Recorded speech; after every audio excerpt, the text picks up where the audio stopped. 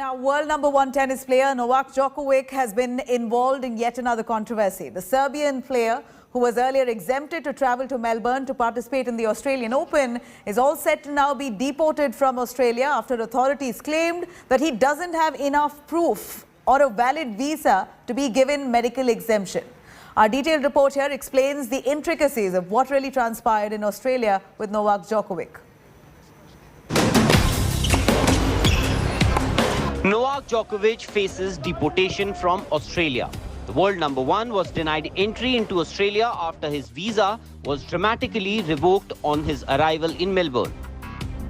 Amid huge uproar over the exemption permission granted to him earlier, Djokovic was held at the airport for several hours before being taken to a government detention hotel. But Djokovic's lawyers prevented his deportation for the time being, with a full federal court hearing now scheduled for Monday.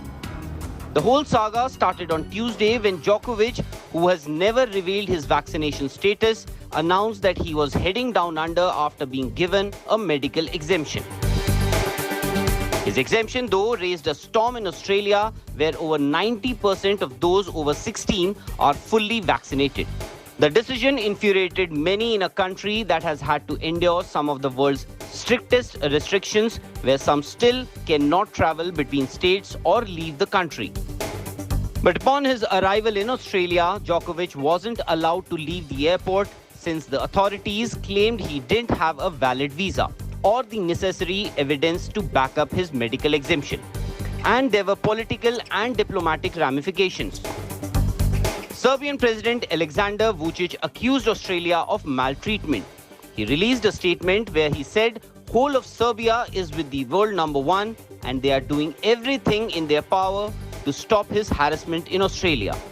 Meanwhile, Australian Prime Minister Scott Morrison denied Djokovic was being singled out but said no one was above the country's law. Morrison also denied that the visa cancellation was because of any particular position in relation to Serbia, calling the European nation a good friend. The tennis community too had its say on the whole controversy. 20-time Grand Slam winner Rafael Nadal urged Djokovic to accept the consequences as he continues to refuse the COVID-19 vaccine, stating the world has been suffering enough to not follow the rules. Tennis legend Rod Laver also urged Djokovic to come clean and explain why he is medically exempt from having a coronavirus vaccine. Meanwhile, Djokovic fans outside his detention hotel expressed anger at the superstar's treatment.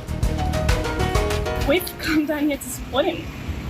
It's not fair. It's being discriminating against him just because he chooses not to state, his vax status. It is a personal choice. So, like I said to the guys before, he shouldn't be, telling people what his actual status are. He's here this is his job. Thank you, Australia, for locking down like a refugee, like a criminal. Thank you so much, really. I'm so upset. Thank you so much. Djokovic's anti-vaccination stance is no secret, and it's not the first time he's facing severe backlash. He also invited wrath from a lot of people when his 2020 charity event in Belgrade turned into a COVID-19 hotspot, where a number of top players, including Djokovic, tested positive following the tournament, which appeared to ignore all COVID-19 protocols. While there's still no clarity on whether Djokovic will be allowed to defend his title at the Melbourne Park, there's a clear disconnect between the state and the federal government decisions. And the political point scoring could have played a bigger role than is being talked about. Sports Bureau, India Today. All right, let me quickly cut across to Nikhil Naz, our consulting editor, to give us a perspective here. Nikhil, we see that initially Australia had given an exemption, so that's what Djokovic's team claims. But now it seems to be that Djokovic is all set to be deported because they say he does not have a valid visa. But even that, Djokovic says he had his valid visa to enter Australia, but that's all now been refused. His team says that he's being singled out. Also, for those who are not aware, Djokovic has refused to take the vaccine, but he's still got exemption on what grounds? Well, Nabila, as things stand right now, Novak Djokovic hasn't really come out and said what his vaccination status is. But going by the previous statements that he had given, it's quite clear that he's had an anti-vaccination stance. Now, I think the one big mistake that the Novak Djokovic team made in this particular instance was the fact that when they applied for the visa, it's a separate visa for those that have been given that vaccine exemption. And they did not apply for the visa under that particular route. And so that's become the bone of contention because, of course, clearly he was given that visa to have come to Australia and then enter. But the problem arose when he landed there. And then at the visa counter, it was discovered that that particular visa, which is based on exemption, wasn't taken by his team. Now, that has allowed this controversy to snowball into a major talking point the world over. Of course, now you've got a bit of a political tinge there. You know, people going against people that want to score some brownie points when it comes to politics over Scott Morrison, the Australian PM. The Djokovic team is arguing at the moment that, listen, there were a couple of checkpoints there. There were two different medical committees that were set up, one by the federal government and the other by the Australian Open authorities. And both of them agreed that he needs to be given exemption.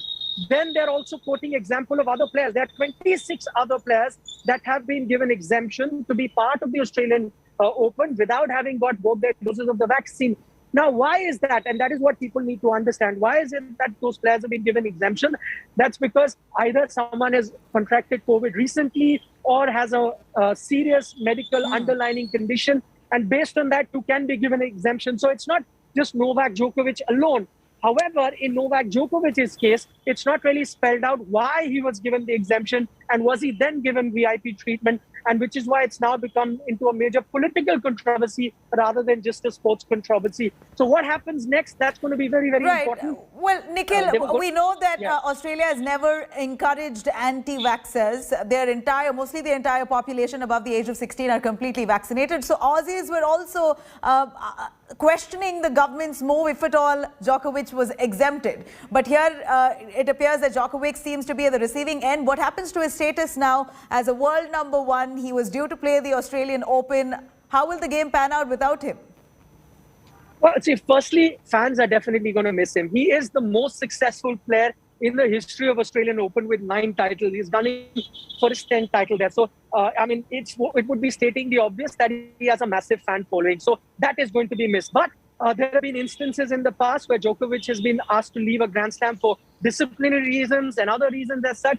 So, I mean, Grand Slams go on even if you don't have a Roger Federer, Rafael Nadal or a Novak Djokovic. But Novak Djokovic hasn't given up the fight as yet. His legal team says that they will fight a case. That case is due to come up on Monday in the federal court where they are going to present all the evidence that they have and the reason why he should be given an exemption. So I don't think we've heard the last of it. We'll only know by Monday whether he plays. All right, we're going to wait and watch what happens. Thank you very much, Nikhil Vaz, for joining us with those details.